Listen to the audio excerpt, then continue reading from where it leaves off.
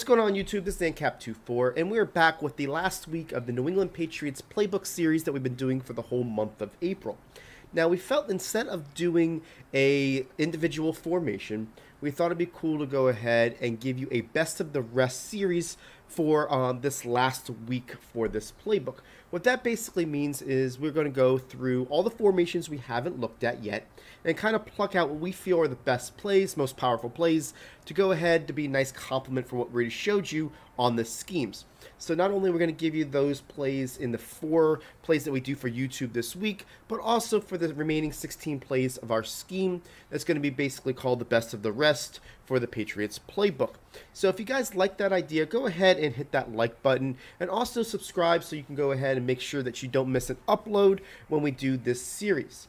If you go ahead and put in the comments below, let us know if you like this idea for the future, so that way we can go ahead and maybe wrap up each of our playbooks with this idea if you guys like it.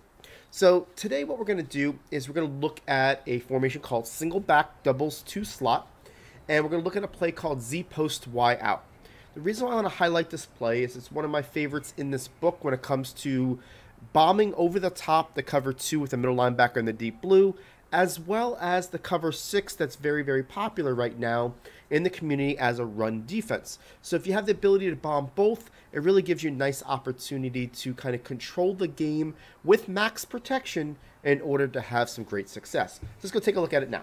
Before we jump into this play, I want to point out that I really like to run this play flipped, where your number 1 receiver is in the X position, running that skinny post.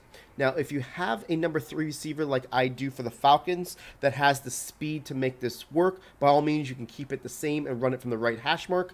But typically speaking, because I usually run with a right-handed quarterback, I want to make sure that if I have the opportunity to drift one way, I want to drift towards the protection with my quarterback to his strong side. And I will get into that here in a second. So the first thing I want to show you is against cover 2. Okay, so what I'm going to do is just going to base the line. I'm going to put the middle linebacker in a deep blue just to simulate that we're going to go for the one-play score when they have that player, you know, in that deep coverage where they think that they're okay in the middle of the field. All we're going to do is we're going to max protect. Then we're going to take this A, we're going to motion him to the right. When we do that, the X is actually going to go to the left-hand side, getting them more wide position, and that's what we want in order to give a little bit less of a threat to the middle linebacker until he's down the field. Now, typically what I'm going to do before I motion this guy to the right is I like to fake playmaker it to look like I'm changing up the run play to the opposite side. So when I move this over, it appears that I've got a 3 wide receiver set to the right when it comes to trying to run to the strong side. Usually gives somebody at least a little bit of hesitation when it comes to, you know, this pass play. And what I'll do now is put this Y on a curl. Okay, that's the only adjustment you need to make.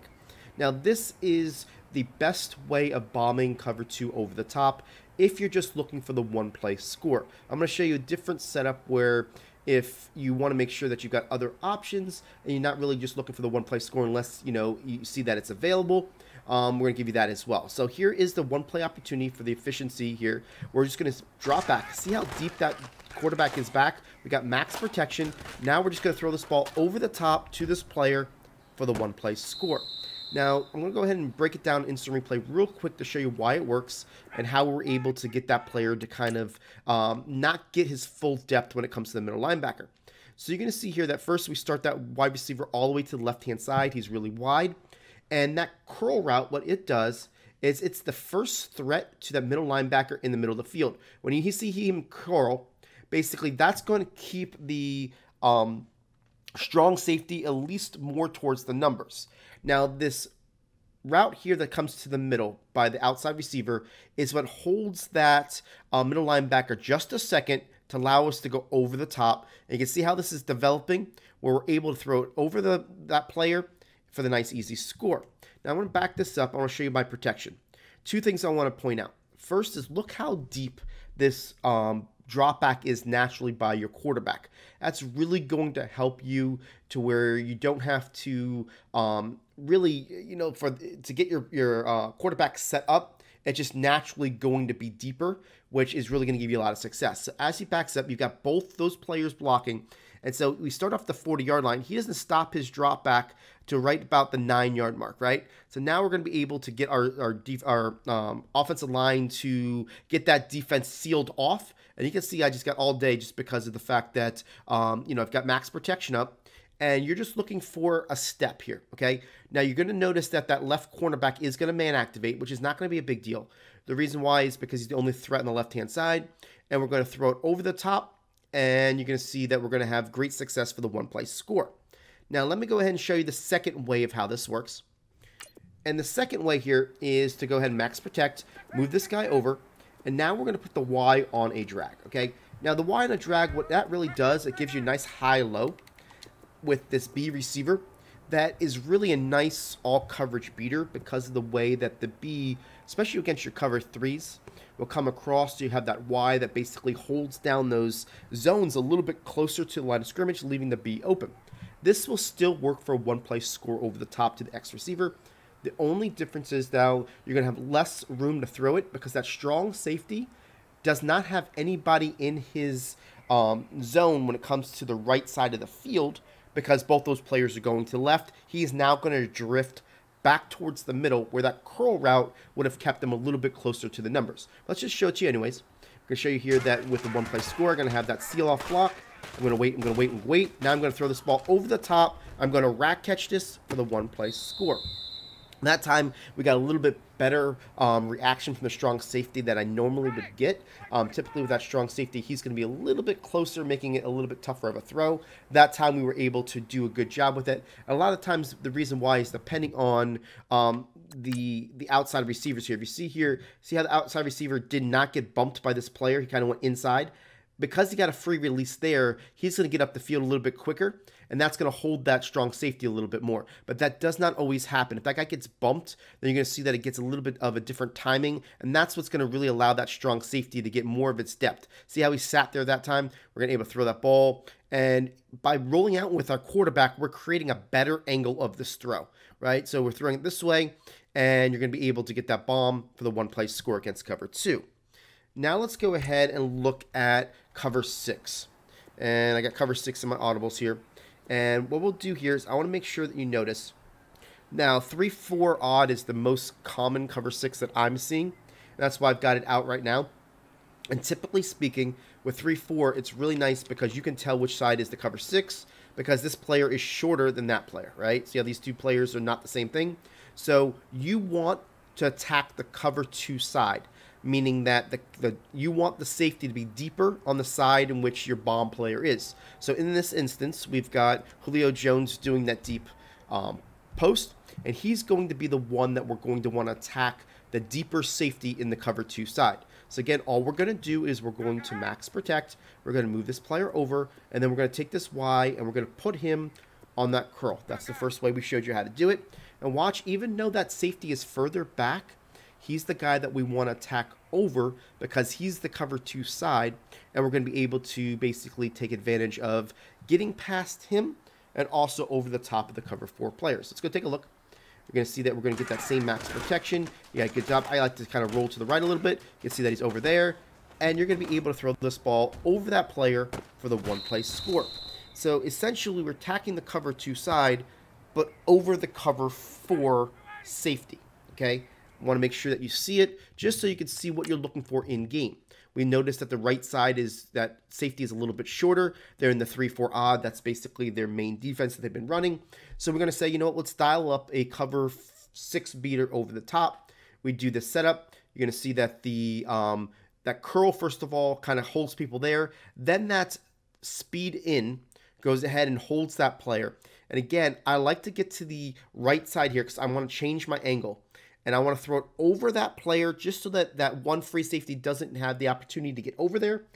And you're going to be able to get that one-play score. So now I want to go ahead and show you how we can do this cover 2 bomb with showing 2 additional different looks. Say you went ahead and you bombed their player early in the game with this first setup. And a lot of times if you're going to go back to it, someone's going to see that tight end motion to the right, and they're going to say, you know what, I'm not getting bombed again. I'm going to either cover it manually down the field, or I'm going to take my middle linebacker, I'm going to back him up 10 more yards, make sure that he's got a little bit more of a head start so he doesn't get beat. and it kind of defeats the purpose of having a one-play score that you can only use once in a game, right? Well, let's show you a different way, actually two different ways to make it look different, but get that same result of the one-play score. We're just going to give up a little bit of protection on our strong side, which is on the right. So let's go take a look here. We're going to put this defense in that same cover 2, and we're going to start our setup the same way. Max protect, Y on a curl. Now, instead of taking this A and motioning him to the right, we're going to motion him to the left. And when he motions to the left, you're going to see that the X actually goes to the left, and the B pinches in a little bit. That's the same exact setup for those two players that it was in the previous play. The only difference is now the A is not helping us block on the right side, giving us that double team on that side. He's going to do it on the left side, as he's going to pinch in next to that left tackle and help you block there. So this should be, in your mindset, more of a play that you're going to stay in the pocket and go for the one-play score over the top rather than rolling to the right, because you're going to have less protection that way. Let's go and take a look. And you're going to see here that the guy double teams. You can have some good protection. You're waiting for these guys here. Now you're throwing this ball over the top. Make sure you rack catch it. And you're going to be able to still have that one-play score. So for this last example, guys, what we're going to do here is go ahead and max protect. And we're going to move this Y receiver over this time. The X is going to move, but the B is going to stay where he is. That's going to help you because the B is going to be the route that's going to help us a little bit on the deep blue. I put the Y on an in just so I can have a high-low with the B and the Y if it's not covered 2, or if somebody wants to cover the X down the field. But for the most part, what we're trying to do here is we're trying to throw to the X over the top with the maximum throwing power we have possible. And the way I achieve that is by throwing a high pass, okay? When I press the left bumper plus the analog pointed in the up direction and whatever, direction I want to throw the ball, so maybe it's slightly to the 1 o'clock position if I'm throwing it to the right, that's going to give you the best opportunity to throw it. Now, when you do that, you do lose a little bit of your pass accuracy, so sometimes you will overthrow the player. But I would rather overthrow the player in this instance than underthrow it, because if I underthrow it, it could be picked, because that middle linebacker is definitely going to be closer to that X receiver. Let me show you what I mean. I'm going to go back here. If I can get to the right, I want to. And then I'm going to settle myself. I'm pressing LB. I'm throwing a rack catch here. And you're going to see how I was able to throw it over that player by throwing the high pass. You're going to notice when I show an instant replay that that middle linebacker was actually closer to that player than he normally is. You can see here, when I throw this, this guy right here is in a pretty decent position, right? But when I throw it, I'm pass leading it with that high precision pass, and it's going to give you a little bit more throwing power. And a lot of times that middle linebacker will not make as a play on the ball. He'll most likely make a play on the player, and that's when you rack catch that. You've seen this on the sidelines, but if you do it in the middle of the field, you get a similar result when that guy does that animation in order to kind of get away from that player. See how he does that animation there? It gets away from that player. It's just a way I like to throw this ball when I'm doing this setup in order to make it work. The other setups, you really don't have to get into that detail. So if you're not getting this throw down, use those setups. But if you want to use this setup, you're definitely going to want to try to get that throw down in order to give yourself the best possible way to get this one-play score.